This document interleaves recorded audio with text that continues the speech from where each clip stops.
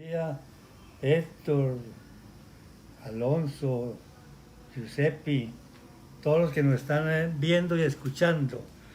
Muy contento de estar aquí con ustedes, con el claustro de mi facultad, mi alma mater.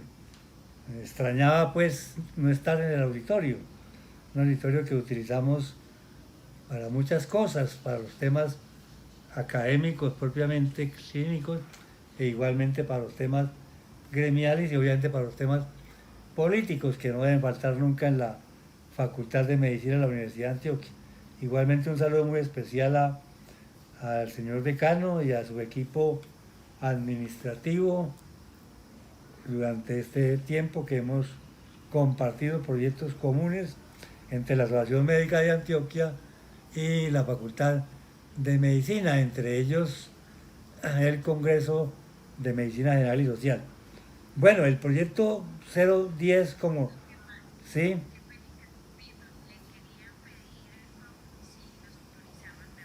sí, sí, claro, tranquila, sí, sí.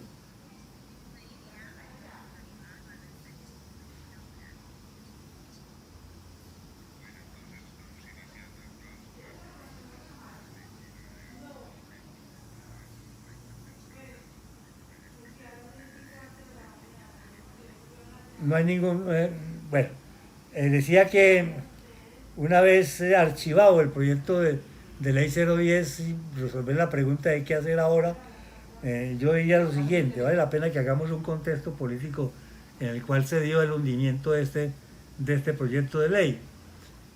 Recordemos que en las pasadas campañas electorales hubo tres propuestas políticas, diga usted, mayoritarias, que arrastraron más población y más entusiasmo electoral. Una de ellas fue la propuesta de Duque, el ganador. La otra propuesta fue la del doctor Gustavo Petro. Y la otra propuesta fue la de Vargas Lleras, de una u otra forma, a pesar de que quedó de tercero en la votación, una muy mala votación porque se presumía que él iba a ser un gran contendor frente a Duque. Sin embargo, no lo fue así. Y él presentó dentro del proyecto político una reforma al sistema de salud. Petro también presentó una propuesta política de reforma al sistema de salud y el Centro Democrático, Duque, el ganador, no presentó una reforma estructural al sistema de salud. Presentó una propuesta de punto final, entendida como ella como sanear las finanzas del sistema, sanear las finanzas del sistema.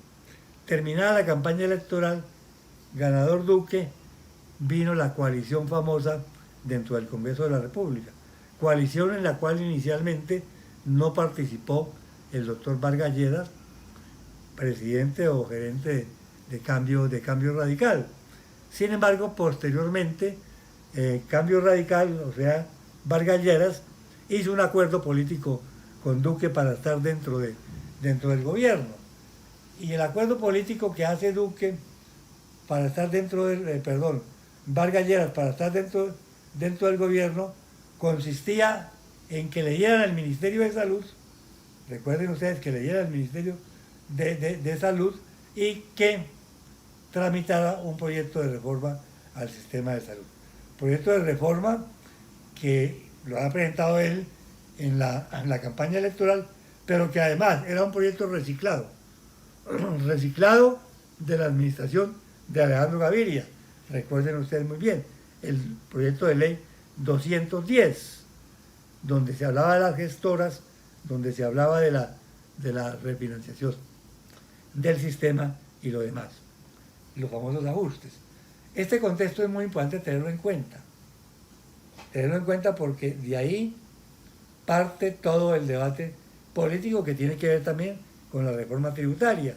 Recuerden que en el último periodo ahora, con la reforma tributaria, Vargas ya le quitó el apoyo político a Duque en el tema de reforma tributaria. En fin, Cambio Radical entonces se dedicó el año pasado, el primer semestre, pues el primer semestre, a conseguir los aliados correspondientes para tramitar ese proyecto de ley. Y fue así como consiguió que las demás bancadas del gobierno apoyaran ese proyecto de ley. Incluso personas de las bancadas alternativas, denominadas alternativas, por ejemplo, personas de los verdes, apoyaron ese proyecto de ley. Y lograron conseguir 80 y pico de firmas en el Congreso.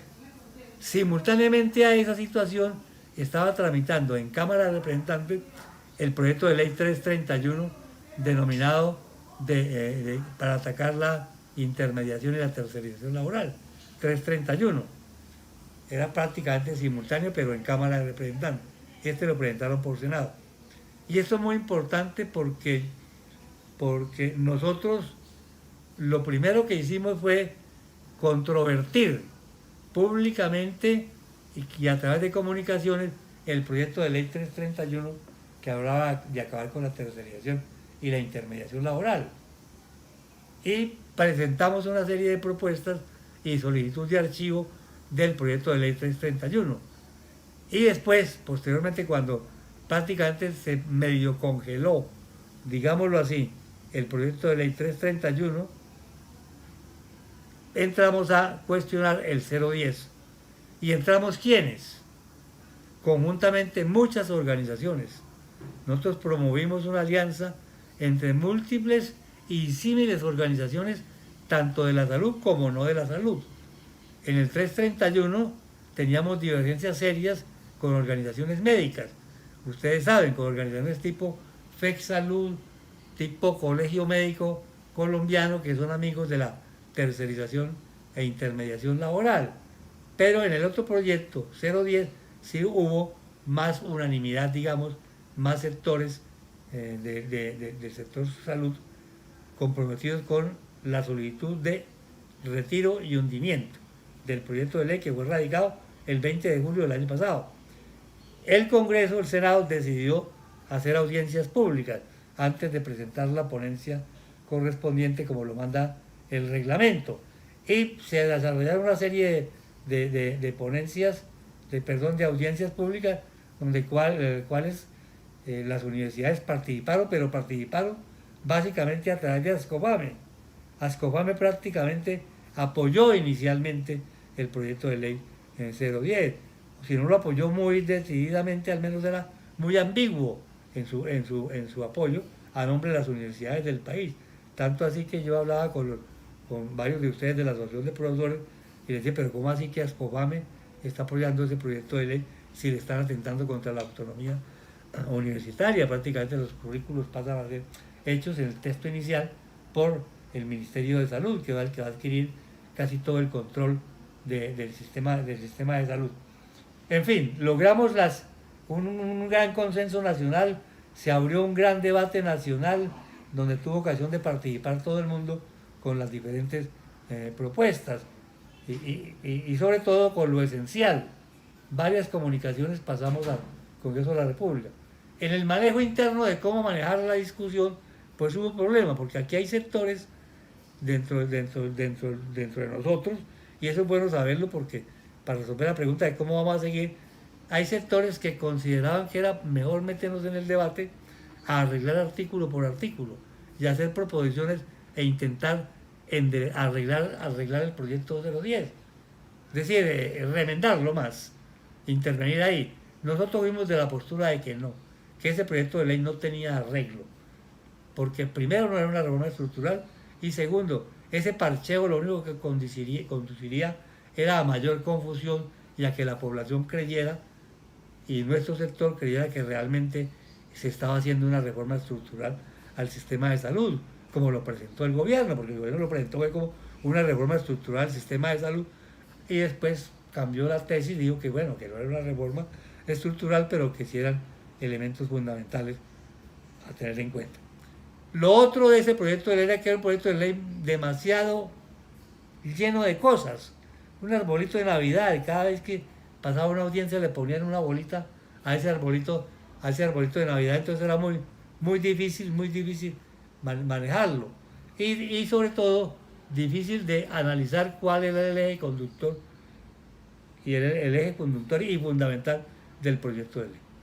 Nosotros identificamos, después de esculcar ese proyecto de ley, identificamos que el eje conductor era el fortalecimiento de las EPS, es decir, atornillar mucho más la intermediación financiera del sistema, que ese era el eje, que lo demás eran adornos que le ponían atención primaria en salud, no sé qué, eran todo dirigido al fortalecimiento de las EPS y crear en el país, hacer un cambio en el país en cuanto a establecer no el modelo que hoy está, con todas las dificultades y con toda la crisis que hay, el modelo Salukov, con el tema de los conglomerados.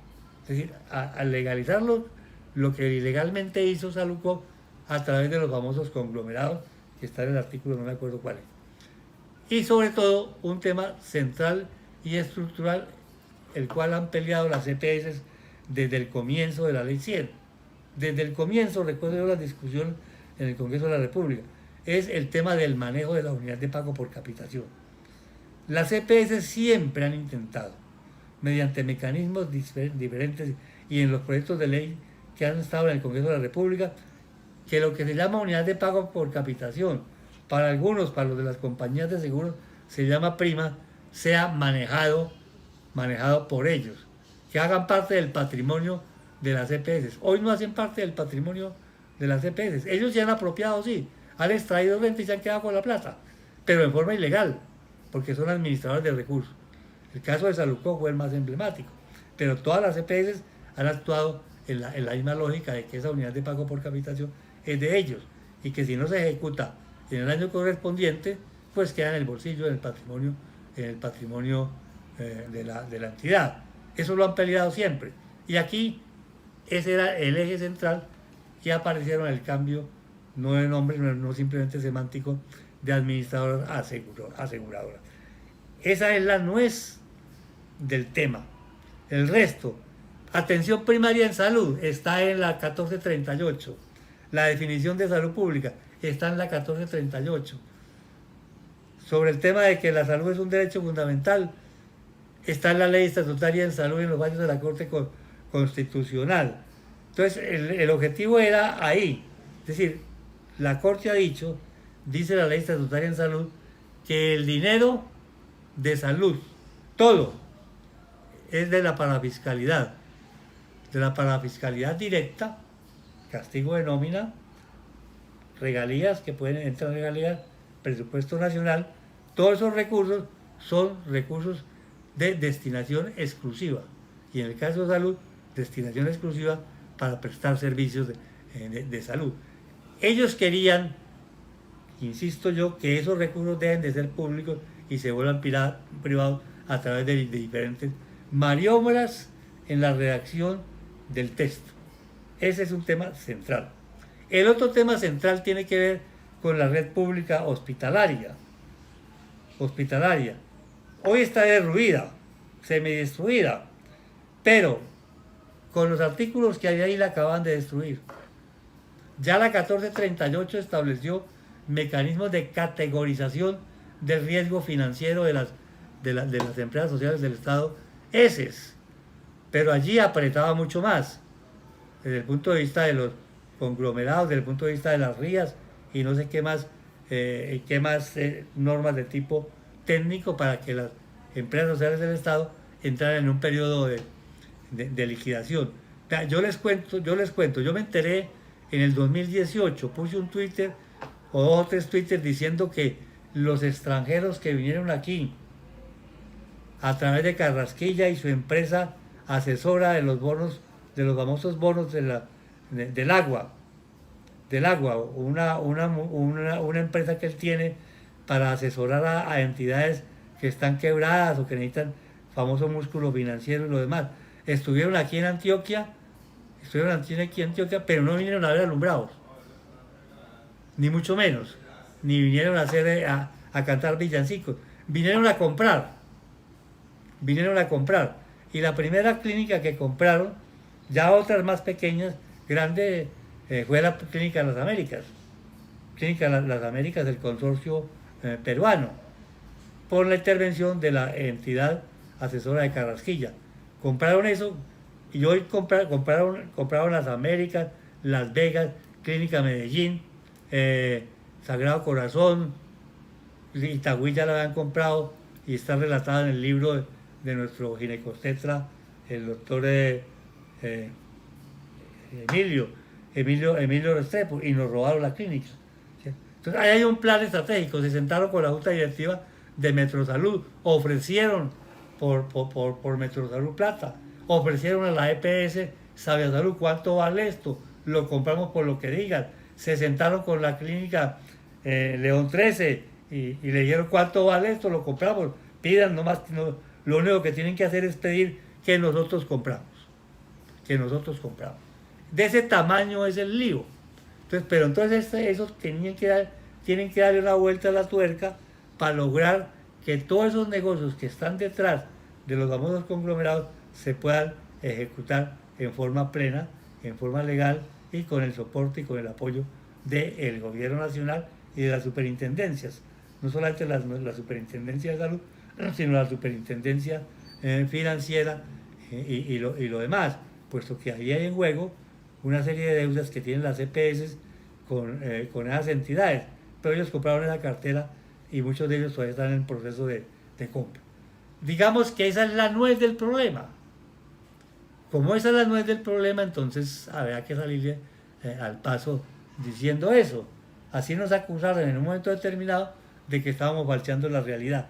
No, ellos hicieron todas las maromas desde el punto de vista de redacción para ocultar ese interés. Ese es el interés último de transformación del sistema de salud. Es decir, ponerlo en una condición peor.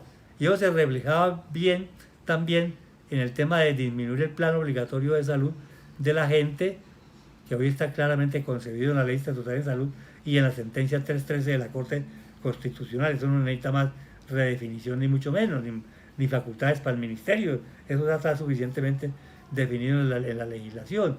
Pero necesitaban quitarle, digamos, peso a la unidad de pago por capitación, al gasto en salud, para que les quedara dinero por un lado, y por otro lado ofrecimiento de pólizas individuales, estaba claramente definido, pólizas voluntarias de salud por paquete de atención y lo demás. Ese era. Y el tema de la deslaboralización era legalizar lo que hoy es ilegal.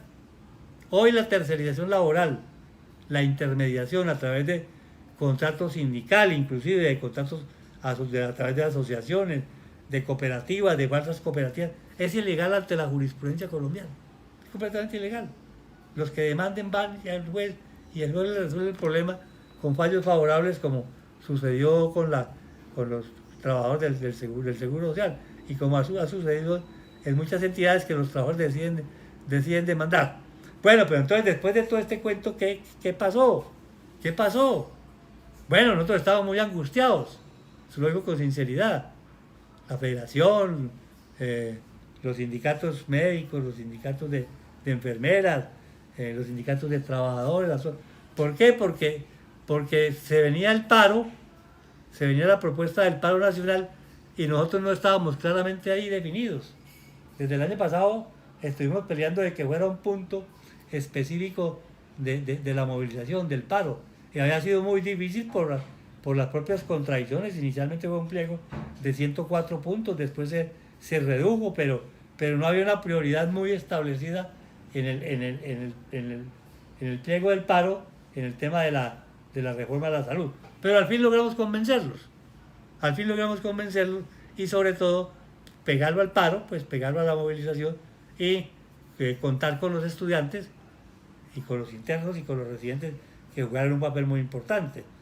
Pegado al paro, pegado a las exigentes del paro, pues a pesar de que, digámoslo con toda sinceridad, no hubo mucha movilización del sector de la salud, con escalas de excepciones. Sobre todo en el Valle hubo una movilización muy importante de los internos y residentes dentro de toda la crisis del Valle del Cauca. Algo en Bogotá, aquí muy poco, para ser sinceros, tenemos que ser sinceros, no hubo una movilización, pero sin embargo la hubo, y sobre todo de la Universidad Cooperativa, de los estudiantes de la Universidad Cooperativa y de algunos sectores de internos y residentes. Pero hubo participación, y eso es muy importante. Y eso es muy importante porque fue el estartazo final para que el proyecto de ley fuera hundido en el Congreso de la República. Inicialmente empezaron a retirarse las bancadas del apoyo al proyecto, ya lo había relatado yo cómo se habían involucrado las diferentes bancadas de gobierno. La primera bancada que se retiró, a excepción de las bancadas alternativas que ya estaban todas retiradas. La primera bancada que se retiró fue la bancada de la U, posteriormente se retiró la bancada del Partido Liberal, la bancada del Mira, y estábamos pendientes porque era decisoria el retiro de la bancada del Partido Conservador, porque sin la bancada del Partido Conservador ellos podían conservar una mayoría relativa y podía jugar el gobierno nacional Duque a la mermelada, a la política, ¿cierto? Por 1 o 2 votos es fácil manejar mayorías y sobre todo a través de prebendas y estilo política. La reelección estuvo pegada de un solo voto, 2 votos, y lo mismo pasaba aquí en este momento. Pero con la entrada del Partido Conservador el tema digamos que desde el punto de vista cuantitativo se resolvió, y lo demás, las audiencias que hicieron después y todo, eso era más o menos circo, porque las votaciones ya estaban definidas, ya estaba definida que la mayoría estaba por el archivo y que Cambio Radical, seguramente, conjuntamente con el Centro Democrático, quedarían solos. Y no solamente quedó solo porque inclusive el Centro Democrático se le retiró al final. Al final el Centro Democrático se le retiró al apoyo. No aparecieron sino algunos, antes de haber retirado 1 o 2, pero oficialmente ustedes ven la votación de las comisiones séptimas de Senado y Cámara, que la votación fue 0 votos del Centro Democrático. El Centro Democrático decidió a última hora pasarse para este lado. Pero entonces, ¿qué fue lo que pasó? ¿Por qué? Yo tengo mi análisis. Primero, hay sectores del Congreso que están convencidos de que es necesario hacer una reforma estructural y están con nosotros en los 4 puntos que enseguida, para finalizar, señalaré. Pero hay sectores del Congreso que están dudando, y hay otros que son la mayoría, y hay otros, la mayoría son los dudosos y los que están comprometidos con el otro proyecto, con el proyecto de Vargas Lleras y de Duque, que simplemente entran a apoyarnos en la solicitud de retiro, puesto que están en la mira las elecciones del 2022, y este proyecto era un costo político para cargar por parte de esas bancadas muy fuerte, muy duro, ¿cierto?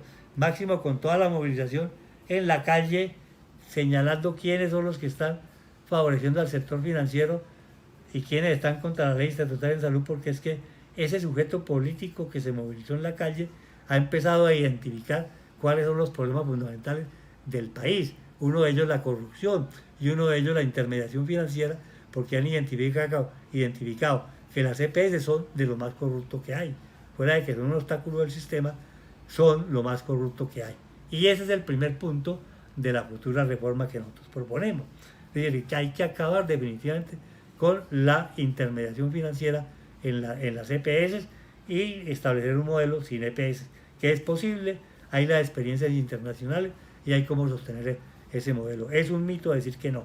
Es un mito decir que no se puede hacer un sistema de salud sin esa intermediación financiera. Y esa intermediación financiera debe ser acompañada de otra propuesta que nosotros tenemos, que tiene que ver con la creación de un gran banco nacional. Un gran banco nacional estatal que maneje todos los recursos, no solamente de salud, sino que maneje los recursos de la seguridad social, el que maneje los recursos de pensiones, que maneje los recursos de riesgos laborales y todo lo que tiene que ver con seguridad social. Un gran banco nacional, es decir, un ADRES modificado y en forma descentralizado, y que ese banco nacional descentralizado sea el que haga el pago directo a las clínicas, a los hospitales, un modelo mixto de prestación de servicios de salud. Ese punto es clave. Ese es el reemplazo de las EPS. Ese es el reemplazo de las EPS, que se puede hacer en forma descentralizada y pago directo. El segundo punto grande es, y lo ha demostrado la pandemia, es que hay que recuperar la red pública hospitalaria. Máximo cuando se viene la contrapartida de que toda la red privada hospitalaria del país prácticamente ha sido comprada. No solamente aquí en Antioquia, sino en Cali, en Ibanaco, en Bogotá, Ya la clínica San Pedro Claver se la han quedado los españoles con ella en el proceso de liquidación del Seguro Social. Entonces es urgente recuperar la red pública hospitalaria. Y hay que salir de la dinámica de la compraventa de servicios de los hospitales públicos, de las heces del país.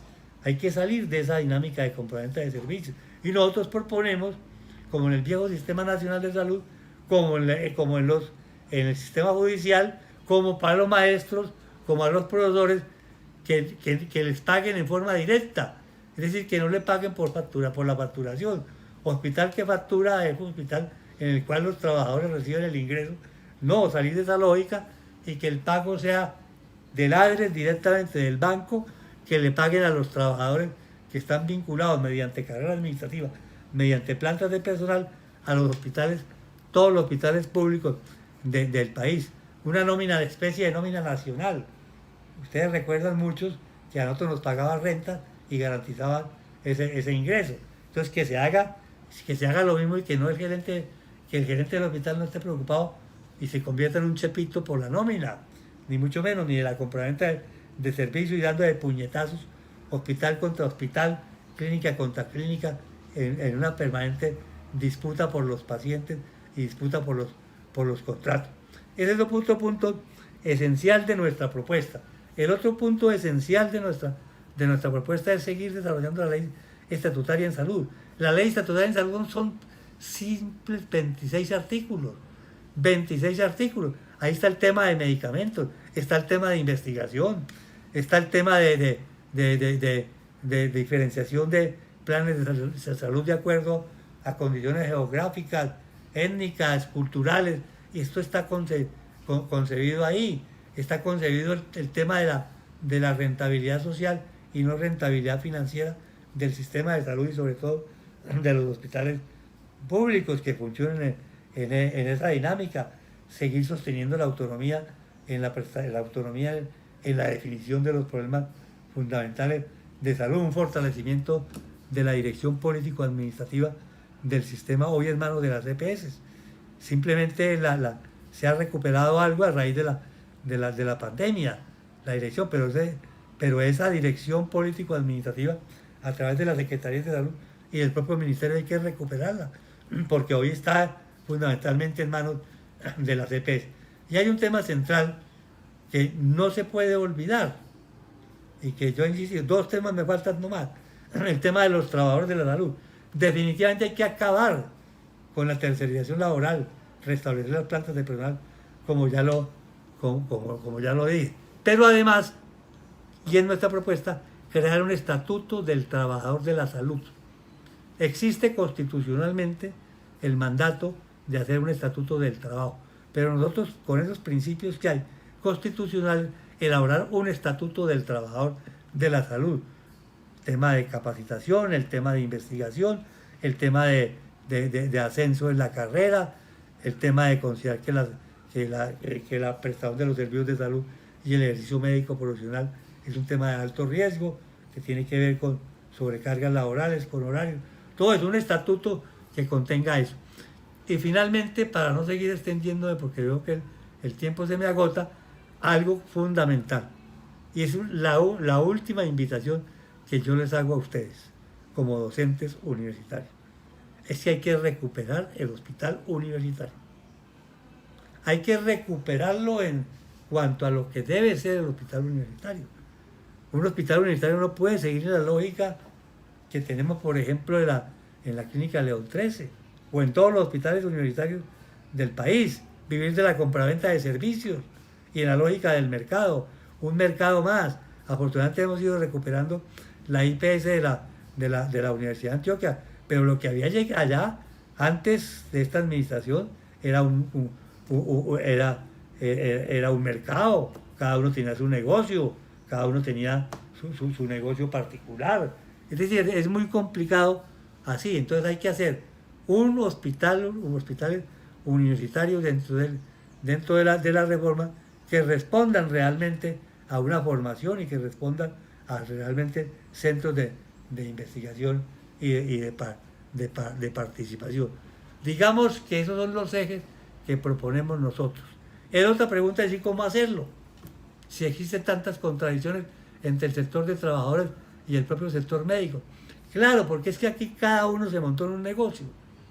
Entonces los trabajadores de la salud, algunos y algunos grupos de médicos, también se metieron en el negocio a través de la tercerización laboral o a través del sector privado se metieron a hacer negocios. Entonces, obviamente hay que estructurar un sistema de salud con algunas, digamos, transiciones, lo que diría yo, transiciones de cada uno de los... Esto no es para hacerlo de golpe, y esto no está tampoco para hacerlo a las trompadas, no, ni mucho menos. Un nuevo sistema de salud hay que construirlo en el espacio de discusión política y en el espacio de discusión académico, y en eso las facultades de medicina y la universidad tienen que jugar un papel protagónico, tiene que ser clave el papel de las facultades de medicina y de las universidades, desprenderse un poco del Estado, de la estructura estatal, y pasar a cierta independencia o neutralidad activa, como le quiera llamar, para que realmente pueda participar activamente en la construcción de un nuevo modelo de salud para el país, que recoja estas ideas y que recoja mucho más ideas de la población, de los usuarios, las veedurías, en fin, una serie de cosas que es necesario entrar a puntualizar y ya. Entonces la pregunta es, ¿y este Congreso sí hará una reforma? ¿Y ustedes la van a presentar en julio? No, nosotros no vamos a presentar ninguna reforma en julio. Quitémonos esa idea de la cabeza, ¿no es cierto? Ni el gobierno va a presentar ninguna reforma en julio. Estamos en un periodo electoral, es sumamente complejo. Nosotros estamos planteando, yo al menos lo voy a plantear y voy a defender, que este tiempo, de aquí a las próximas elecciones, nos encarguemos y nos dediquemos a construir ese proyecto en la academia, en los escenarios de discusión política, en los diferentes escenarios con los usuarios, a construir unos 10 o 15 puntos consensuados, redactados, ya para presentar en otro Congreso de la República, para presentarlo en otro Congreso de la República, porque ya describí cómo se movió el Congreso en esta y cuáles son los intereses que hay allí. O sea que esto hay que acompañarlo desde una propuesta hacia otro Congreso de la República y ojalá hacia otro gobierno nacional que salga de las elecciones del 2022, a pesar de que el gobierno quiere no quiere hacer elecciones el 2022, ni el Congreso, ni presidenciales, y ya lo habían anunciado hace algunos meses cuando presentaron al Congreso de la República la propuesta de aumentar el periodo presidencial y el periodo de los actuales congresistas.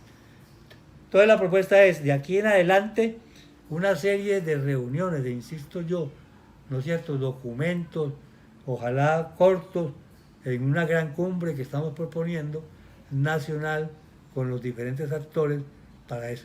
A mí me dirán, ¿y usted va a invitar a las EPS a esas reuniones? Yo creo que no. Es decir, hay personas, hay instituciones que no es posible entrarlas en el consenso.